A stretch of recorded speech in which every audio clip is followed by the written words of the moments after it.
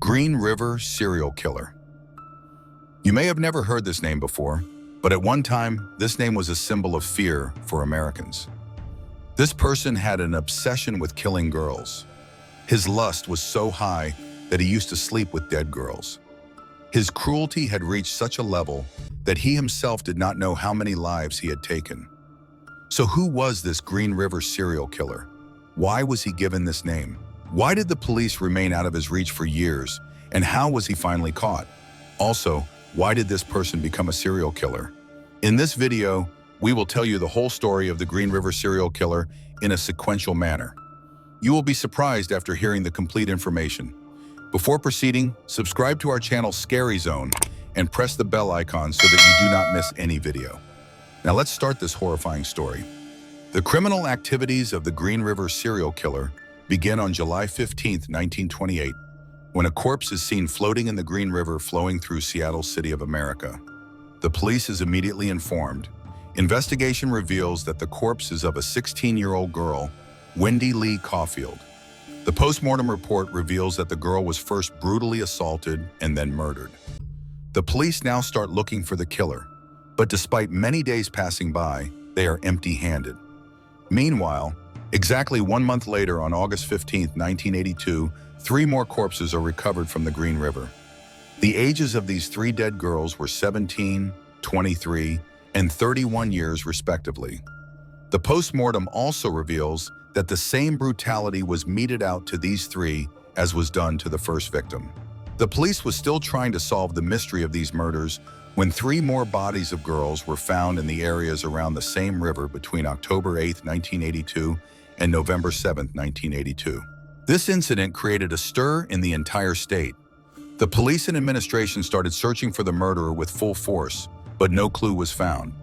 Despite the lack of concrete evidence, the police detained and interrogated several suspects, but did not get any success. One of the suspects taken into custody was Gary Leon Ridgway. The reason for his detention was that the family of one of the girls had claimed that the truck they had last seen their daughter aboard was the same truck parked outside Ridgway's house the next day. Samples of Ridgway and all other suspects were compared with the semen samples and other evidence recovered from the murdered girls. But the samples of none of the suspects matched the samples recovered from the victim's body.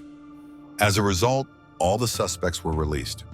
But at that time, no one knew that among the people whom the police were releasing one was the real killer who would later cause the death of dozens of girls. That killer was none other than Gary Leon Ridgway.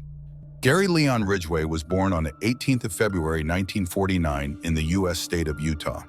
His father was a bus driver. He completed his graduation in 1969 and married his school girlfriend during the same time. After some time, he joined the U.S. Navy and was sent to take part in the Vietnam War. In Vietnam, he spent most of his time with sex workers and also mistreated his wife, due to which his marriage broke up within a year. Ridgway married a girl named Marcia Lorraine Brown for the second time in 1973. This marriage somehow lasted for a few years, but it also broke up in 1981. The main reason for this was that Ridgway still used to visit workers and misbehave with his wife. His second marriage also ended in 1981, and after this, in 1982, he entered the world of crime. As we told in the beginning of the video, he started killing girls one after the other. The first murder he committed was of a 16-year-old girl on 15th July 1982. After this, many more bodies were recovered from the same river, but the police failed to reach Ridgway. Although the police did take Ridgway into custody as a suspect in 1982, but then no allegation could be proved against him because at that time, the technology of DNA profiling was not as advanced as it is today. Due to this, the samples collected from the bodies of the murdered girls did not match with Ridgway's DNA sample, and he was released. One thing common in all the bodies found so far was that most of the women and girls were sex workers. Some of the murdered girls were also those who had run away from home after fighting with their parents because sex workers were being killed in mysterious ways. So the police started keeping an eye on sex workers to find the killer. One day, the police saw that Ridgway was in a heated argument with a sex worker and was trying to kill her. Seeing Ridgway's antics, the police immediately arrested him. He was taken into custody and questioned. He was even subjected to a polygraph test considering the murdered girls as suspects. But he managed to dodge the polygraph test as well, and the police were forced to release him. After getting free from the clutches of the police, Ridgway continued killing girls as before. After killing most of the girls, he used to throw them in the Green River or in the surrounding areas. The police were only finding dead bodies. The killer was nowhere to be found.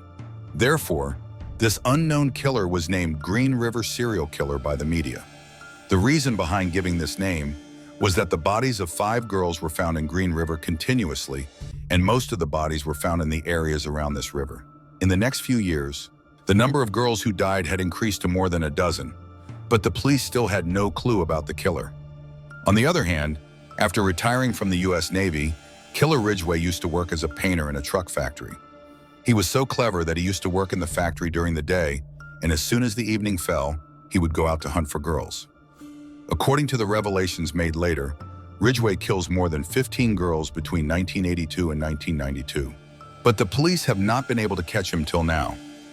While committing crimes behind the scenes, in 1985, he starts dating a woman named Judith Mawson and then marries her in 1988. Despite having a wife, he continues to visit sex workers and then kill them as per the custom.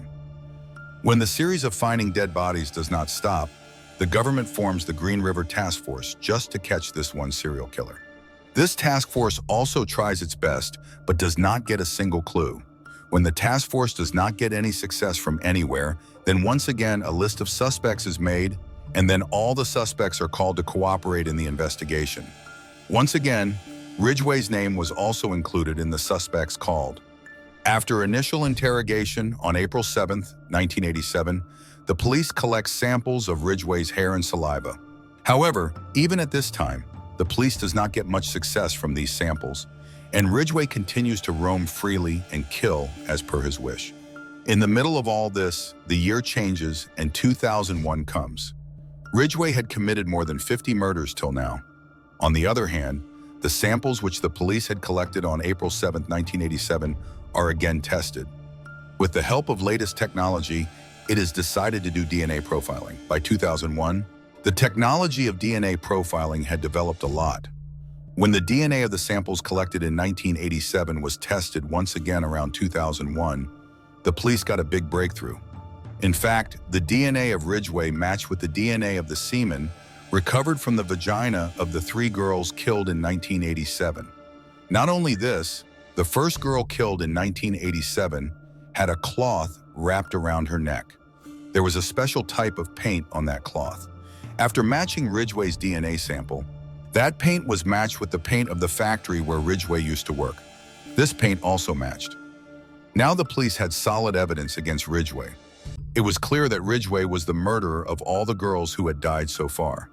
After this, the police went to the local court and got an arrest warrant issued against Ridgway, and then on 30th November 2001, Ridgway was arrested when he was leaving a truck factory in Washington after work. Now, the whole truth about Ridgway was revealed in front of the police, but to save himself, he kept denying all the allegations leveled against him. But the police did not fall for his cunning this time and continued the interrogation with full strictness. Many months passed in this manner, but Ridgway did not confess his crime. However, a time came when Ridgway realized that no one could save him from the clutches of the police. So now he started his evil act here. Using his brain, he makes a deal with the police. He says that he will confess all his crimes and will give all the information related to each case to the police, but in return he wants a guarantee that the court will not award him death penalty. The administration accepts Ridgway's demand. After this, the revelations that Ridgway makes are shocking. Ridgway tells that he committed his first murder in 1982. After that, he continuously committed many murders and used to throw the dead bodies in the Green River. Initially, Ridgway says that he does not remember exactly how many murders he has committed. However, according to estimates, he tells the police that the number of victims could be between 70 to 91. Later, different media reports claim that the number of victims could be between 100 to 150. During this interrogation, Ridgway makes another horrifying revelation. He tells that he killed most of the girls after having sex with them, but there were many girls with whom Ridgway had sex after killing them. Not only this, when he did not find the next girl for many days after killing one girl, he would go back to the corpse of the same girl in the jungle and have sex with her. In the beginning, it was also mentioned in the post-mortem report that many corpses were raped after death. After the revelations made by Ridgway, the police managed to find 48 confirmed victims. The police contact the families of all of them and take legal action forward. After the revelations, a total of 8 murder cases are registered against Ridgway. During the investigation in 2001, Ridgway was charged with 100 murders. The 49th confirmed victim is also found out.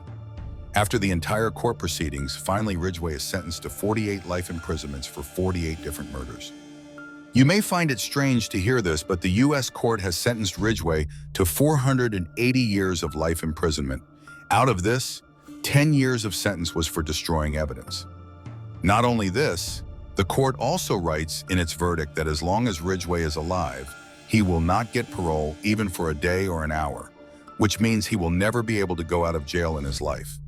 You may be thinking that the person who committed such a heinous crime should have been given the death penalty. But if you remember, we told you a little while ago in the video that in exchange for confessing his crime, Ridgway had demanded that he will not be given the death penalty, only then he will be able to go out of the police investigation. He cooperated and so did not receive the death penalty. Although Ridgway did not get the death penalty, his life imprisonment is proving to be more horrific than hanging. In fact, his life imprisonment has been done to such an extent that it can be considered worse than death. Currently, according to reports, Ridgway is 73 years old and has been kept in a prison where he can neither see sunlight nor daylight. Ridgway has to spend 23 hours out of 24 hours alone behind bars. He is taken out only for 1 hour, usually when he has to meet his lawyer or sign some documents with the police. Sometimes he remains in his solitary confinement for weeks, where food and drink are given to him from a distance. After Ridgway's arrest in 2001, he also gets divorced from his third wife in 2002. Now the question arises that how did an ordinary person become such a dreaded serial killer? Why did he hate sex workers and girls so much? To answer this question, we need to look at Ridgway's childhood. According to reports, Ridgway was born in a family where the family atmosphere was not good. In the beginning, we told you that Ridgway's father was a bus driver. So Ridgway's father often brought sex workers home with him. Many times he was caught with sex workers. Due to this, there were frequent fights between his parents. Due to these fights, Ridgway and his siblings could not be brought up well, and he spent his childhood in a very difficult environment. Apart from this, Ridgway had a habit of wetting the bed in childhood. Even when Ridgway was 12 years old, he used to urinate on the bed while sleeping. Due to this, his mother used to beat him badly. According to reports, when Ridgway used to urinate on the bed, his mother used to bathe him for a long time, even in the bitter cold, because there was a lot of tension between the parents. There were often fights because of workers.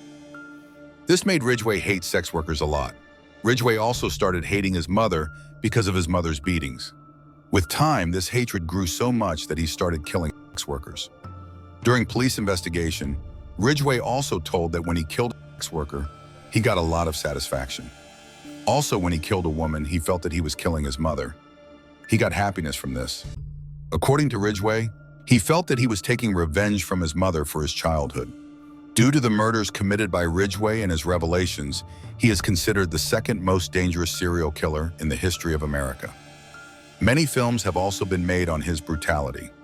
Friends, this dangerous serial killer do you agree with the punishment or not? Please tell us in the comment box. If you liked our efforts, then like and share this video. If you have not yet subscribed to the Scary Zone channel, then subscribe to the channel quickly and also press the bell icon. Stay connected with us for such stories related to the world of crime. Thank you.